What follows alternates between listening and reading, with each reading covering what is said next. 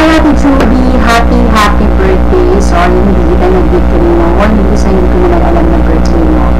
Ngayon ko lang nilaman pagbukas ko ng Facebook, nakalagay doon. Richard Alforno and 5 other friends posted on Precious Judy's timeline. Pagdating ko, birthday na Ate Judy. So naman pagdating ko, dumating ako kanina mga 10:30. Sabi ko, ano bang gagawin ko? Dapat makikita o mag-post sa wall mo. Sabi ko, siguro kailangan ko gumawa ng something. Since wala akong pera para bumili ng gift para sa'yo, nagluto na lang ako ng dinner ko. Handa ko na rin para sa'yo. Ayan, nagluto ko na ng canton, tapos kumuha ako ng cupcake.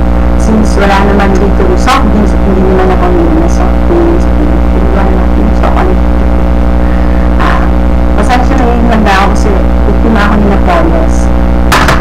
Yun lang yung afford ko.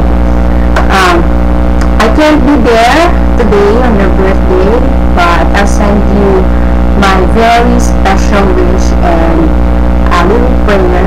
At alam mo yung wish ko para sa'yo. Siguro alam mo yun. Pare-pare wala kami ng wish para sa'yo. Hindi na kailangan ulit. Ayun lang. I hope you always find happiness in whatever you may do. Saka, mas marami pa sana yung surprises na dumating sa buhay mo. So, ito, Ate Judy, gumawa ako ng kahihiyan dito. Hindi ako gumagawa ng ganito, pero dahil special ka, nag-insert ako ng password para dito. Akalain mo yun, dapat nag-aaral na ako ngayon, pero ito, gumawa pa rin ako ng video para sila. Konting naman naman, konting effort lang. Kahit na bumagsak ako bukas sa exam, at least nagawa kita ng video at nag-give kita, hindi lang basta sa text or